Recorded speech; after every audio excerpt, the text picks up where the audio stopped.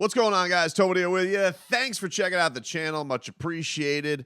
If you like the Tobin and Leroy show, broadcast every single weekday, 10 a.m. to 2 p.m. You guys can check that out on 560 WQAM's YouTube page. Appreciate it. Man. All right, so the debut of the new look Miami Heat. Woof. I mean, they got absolutely trounced against the Milwaukee Bucks on Friday night, 128-99. Couldn't even crack a hundy against Milwaukee, who absolutely just beat the brakes off Miami without Giannis Antetokounmpo, which is, you haven't gotten to see much of him so far this year against Miami. But in both games he's appeared, they've been able to take out the Heat. And he, I guess, clacked knees early on. I guess it looked like he was in an exchange with Bam. Immediately calls out and leaves, and I'm sure Bucks fans are probably freaking out because he was already coming in with the wrist. Didn't even think that he was going to play initially, so you got to think that gave him a little bit of a boost to have their two-time MVP, their champ out there. But look, they just, as soon as he went off, it was like rocket fuel to them because they took off even more. Maybe thinking that they were going to relent or back down. That did not happen at all. They were lighting up Miami this entire game. Drew Holiday, what a beast! This guy was destroying Miami, and it really felt like after that first quarter, which was already getting tough. Once that second quarter hit, I don't know. It just felt like immediately that night, nothing was going to happen. You always feel like, all right, maybe he'll come out at halftime and things are going to regress. And they kind of did for Milwaukee, but not enough for Miami, who just, again, can't hit water if they fell out of a boat from downtown. They got outscored from three-point land tonight. Milwaukee, 19 three-pointers tonight. Miami hit 9. And they got 0-fers tonight from Gabe Vincent. He was 0 for 5. Kevin Love, we'll talk about his debut here in just a second. 1 of 4 from Max Strus, 1 of 6 from Duncan Robinson, who's just, nothing tonight. And then, it was a tough look all the way from downtown. Outside of Jimmy Butler, who was super efficient, but, just didn't really get much support. Bam was all right. I thought he played okay. I didn't think that was his A game by any means. I thought that he allowed Milwaukee to really dictate.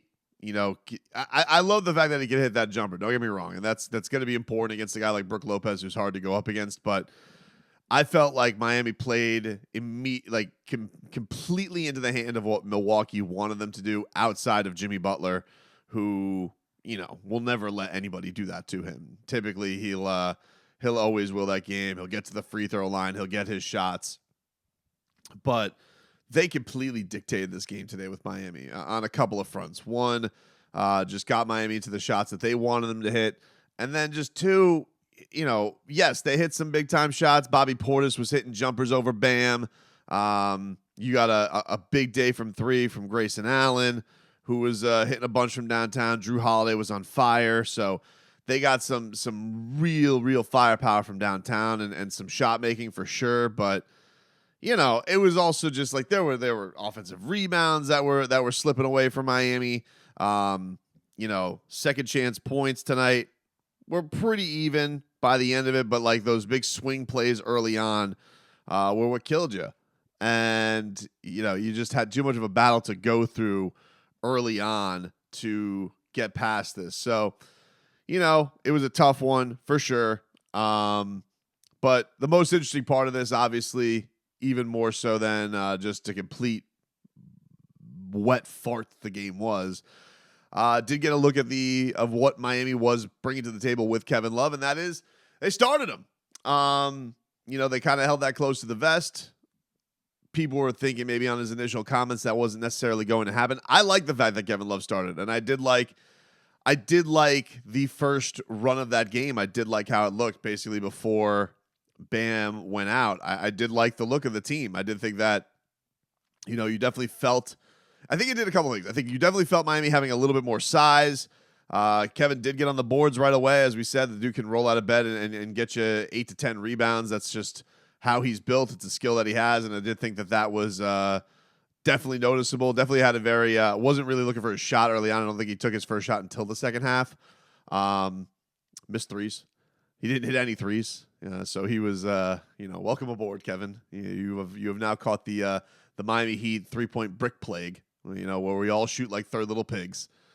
And I did think that I liked a lot of how it felt early on. He definitely looked a little bit like, rusty at times and confused about where he was going. But other times I thought that he seamlessly just knew the basketball things to try and set up his teammates in the best way possible.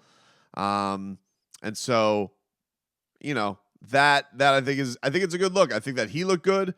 I thought Cody Zeller was probably like the biggest plus of the game. I think you talk about backup bigs, and he came in there and, man, just like a couple misses, tipped him right in. Nothing too flashy from Cody Zeller, but all in all, just, kind of did his role to perfection. I thought that he did really, really solid in the 16 minutes that he played. He was a team best -5 today. Which says something about how bad this game was for Miami.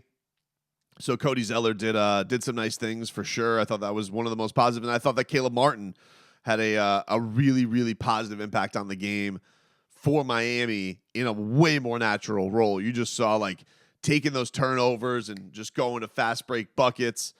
He just looked way more at home for Miami. So I thought that those were some of the positive things that came out of all of this stuff for this Heat team in particular. Is like you're looking, all right, this rotation. A lot of guys played.